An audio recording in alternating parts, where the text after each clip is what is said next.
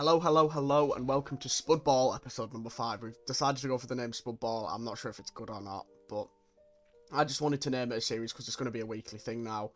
When the season starts, I will say we are going to be doing like game week reviews. We're going to also look at my fantasy team. We're going to do predictions for the next week. We're going to look at the players that overperformed in the game week, the players that underperformed, etc. It's just going to be loads of a football episode every week on the YouTube channel. Thanks again everyone that's subscribed on the YouTube channel. If we hit 10 likes on this video, I'll try and get episode 6 out next Saturday as well, rather than Sunday. As well, we are only just over 50 followers away from 3,000 followers on Twitch. We are doing a giveaway for 3,000 followers on Twitch, so make sure to drop a follow if you haven't already. That link will be in the description. As well, make sure to join the Fantasy Football League. I'll put the link in the description there. It's free to enter, and the winner will get 3 months gifted sub worth £12 on my Twitch channel as well. Without further ado, we're going to get into this video. I will just say that the options for next week is either you give me the option, Arda Güler, David De Gea situation, and Red Bull Leipzig's reinvestment. Yeah, without further ado, let's just get into this straight away. I'm really looking forward to this one. I'm a big fan of Szoboszlai. I'll even show you that from May I've wanted him before he was even linked. So, let's get into this. Is this the playmaker Liverpool need? Let's get into it. So, if we have a look here, in May it was reported by Graham Bailey and Sean Walsh that Liverpool had sent scouts to watch Red Bull Leipzig, but specifically to watch Dani Olmo and Dominic Szoboszlai. Now, I think they're both good players, but I do think Szoboszlai is way better than Dani Olmo. And I'd put in May 23rd, I'd take Szoboszlai, hopefully Smacked could get him. Obviously, at the time, I'm not really thinking much about it. But then if you see on the 25th, I've been doing this for a while. I've built my Liverpool 23-24 best Premier League team. Ignore Timber, obviously. At the time, there was slight links to Liverpool, no links with Arsenal at all. He is set to join Arsenal, probably going to be confirmed today or tomorrow. Obviously, Inacio, I don't think is going to join. Carvalho's gone on loan, etc. But obviously, McAllister joined Liverpool. Lavia is strongly linked to Liverpool, and Szoboszlai has joined Liverpool, so when I heard that there was some sort of link, that was good. But then when David Ornstein dropped the exclusive on Twitter that we were seriously pushing to sign him, you know, we'd spoke to his representatives, etc. But it was just a release clause that was an issue. Klarna got involved, saying, at John Henry, you know you can just DM us, right? So we're getting the mick taken out of us by Klarna. Liverpool ended up paying that release clause with a few hours to go before Leipzig would have asked for more money. Now, one positive about Szoboszlai as well, obviously you can see on the right-hand side, the WhoScored.com, the statistically calculated strength, but that defensive contribution at the bottom, I think is really, really good. Because Liverpool midfielders need to be able to help defend as well, but Liverpool really needed a playmaker. So let's have a little brief view into Szoboszlai himself. So he joined Liverpool from Red Bull Leipzig for €70 million, which is approximately £61 million. Liverpool activated his release clause on June the 30th, a few hours before it expired. Leipzig then would have asked for €90 million. Newcastle were also heavily interested in Szoboszlai, and after missing out on James Maddison, Szoboszlai was another player that they were looking at getting. However, they would have probably played Szoboszlai as a winger rather than an attacking midfielder. However, Szoboszlai chose to have a year in the Europa League, but he really wanted to play under Klopp. He did mention in an interview he'd love to play under Klopp or Guardiola or Mourinho, and he gets to play with Klopp now for Liverpool. He's only 22 years old. He's had 2.5 years in Germany, where the last 2 seasons have been really, really good for Leipzig. I believe there's some... I've read something that a Dortmund fan was over the moon that Szoboszlai was leaving the Bundesliga because of how good he is. He's also the national team captain for Hungary at only 22. He's well liked by the Hungarians. I also did see a video after they lost the game. He was pouring people pints in a pub. So he seems to have that community spirit as well, which I think at Liverpool is really good to have. He's played against Liverpool twice before with Red Bull Salzburg, and that was the same time where Haaland was playing. You know, that was the 2019-2020 season, I think. I'm pretty sure it was the 2019-2020 season because Adrian was in goal. And that was the season that he signed. Klopp even gatecrashed his interview that he had when he was at Salzburg to say he was a remarkable player. He also mentioned he'd love to play under Klopp in an interview in May.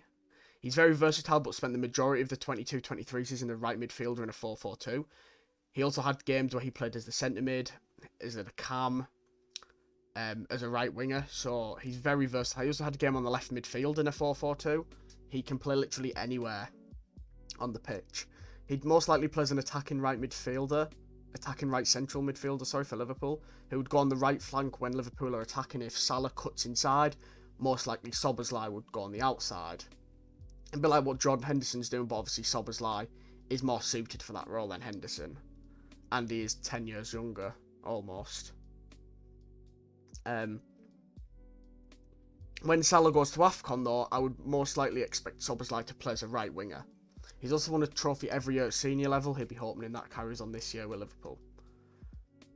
Now, in my opinion, Liverpool have lacked a creative midfielder since Coutinho left. If you look at the stats, Liverpool's front three contribute with the goals and most of the assists with Robertson and Alexander-Arnold. With Henderson, Thiago, Elliott and Jones not getting many goals and assists, Liverpool cannot just rely on Salah and the other forwards. And that's why I think that Szoboszlai can fill the void. He created over 70 chances in the Bundesliga last season.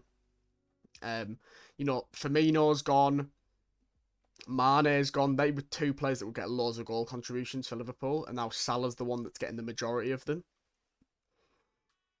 Szoboszlai has silky dribbling, similar to what Coutinho had when he was first at Liverpool. And he also likes a long shot as well. Firmino and Gakpo have played false nine under Klopp and have built the attacks for Salah, Mane, Diaz, etc. This signing could be huge for a player like Darwin Núñez, who needs a strong season this season. He will be given plenty of opportunities by the midfield and attack. He has to finish them. This is if Klopp decides to go for Núñez. Personally, I think with McAllister and Szoboszlai, Núñez should get more game time than he has been getting, but we'll have to just see what happens there.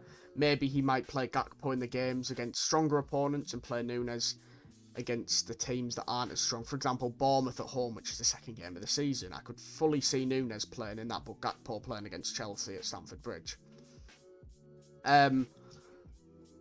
As well, with Szoboszlai, I forgot to mention it in the first part of the video, he's wearing the number 8 for Liverpool.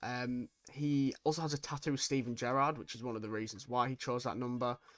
Obviously, that number had just gone to a former Red Bull Leipzig player before that, which was Naby Keita, and that didn't work out. But Szoboszlai has only missed one game from injury since July 2021, after he had that nasty adductor injury in January 2021. Now, we're going to do some comparison among other players. This is not me slating other players, etc. This is just kind of, players that play a similar role, I guess. So, Liverpool originally at the start of the window were looking at Mason Mount, who went to Man United as Liverpool felt like Szoboszlai was a better player. In my opinion, he is a better player. He's younger, his wages are way less, and I do think that Mount preferred a move to Man United over Liverpool anyway. If Liverpool was seriously interested still, I don't think they were happy with the price that they paid. I do think that Mount should not have been worth that much money after the season he just had, and the fact he had 1 year left in his deal. I would have said a maximum of 35 million.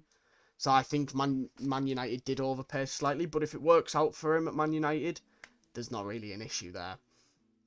So in the 2022-23 season, Mount really struggled compared to Szoboszlai, who scored in the DFB Pokal final against Frankfurt to win the trophy.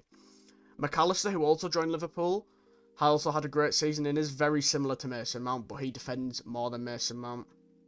He also got 10 goals in the Premier League and got an assist in the World Cup final. Now, I was trying to think of another player that was similar to how Szoboszlai plays, and as someone that plays slightly similar, I would say is Bernardo Silva. Bernardo Silva can play on the right in a 4-4-2, can play as a right winger, can play as a centre midfielder, can play as an attacking midfielder. He creates loads of chances. He's got really good dribbling. I'm not saying here that Szoboszlai is better than Bernardo Silva, because we know how good Bernardo Silva is. He's proved it for a number of years. Szoboszlai has to prove it in the Premier League. I do believe he will. But I was just looking for a comparison. I know when he was joining, I kind of said he was playing similar in the Bundesliga to how Kevin De Bruyne played, but then people you can't compare Szoboszlai to De Bruyne because, De Bruyne's one of the best midfielders in the world. But, you know, I was trying to kind of say that at Wolfsburg he also played as a right midfielder, as an attacking midfielder. I was just kind of basing it off the positions and that he can play similar to De Bruyne. I wasn't saying that he's a better player than De Bruyne, of course. Now, here's... I know it's a bit blurry. That was the only image I could get. Here's a percentile among wingers, it says. Szoboszlai versus Mount in the 2022-23 season. So if you look at the progressive carries, Szoboszlai almost has double the progressive carries. He almost has 3 times the amount of successful dribbles. He has more non-penalty goals, more XG and XA, over double the assists. A lot more key passes. His offensive actions is over triple Mount. But obviously he did play an extra 1,500 minutes to Mount. Mount did have a few injuries this season. But you can see the chart below that Szoboszlai had a way, way better season than Mason Mount. Now, my personal expectations from Szoboszlai, I hope he has a good pre-season. Obviously, he'll be joining on Tuesday with the majority of the squad. There are some players already there. And I hope he learns where Klopp wants to play him, in and out of possession. I hope that we'll get to see him play against Chelsea, but I can see Klopp starting Henderson in that game. I think he'll start against Bournemouth, and honestly, I could see him getting a goal contribution. Preferably an assist. My prediction is that he'll have a really good season. In all competitions, I think he'll get about 20 goal contributions. That includes Europa League, Carabao Cup, etc. I think that'll be a brilliant first season, especially if Liverpool can carry on his streak of silverware every year.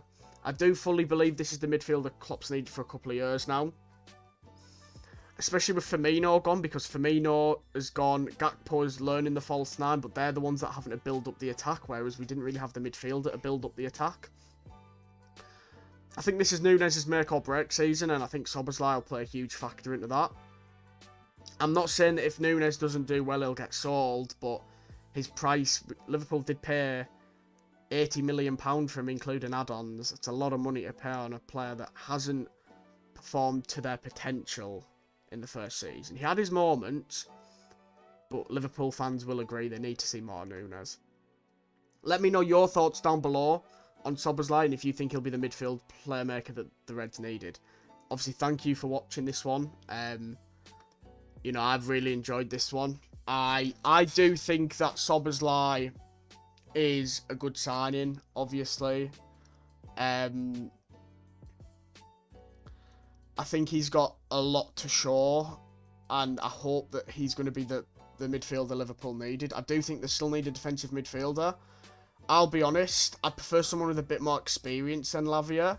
But if Lavia, you know, if Liverpool sign Lavia, I expect him and Fabinho to rotate. Obviously, you've still got Bajcetic, but I think Bajcetic is actually better as a number 8 than a number 6.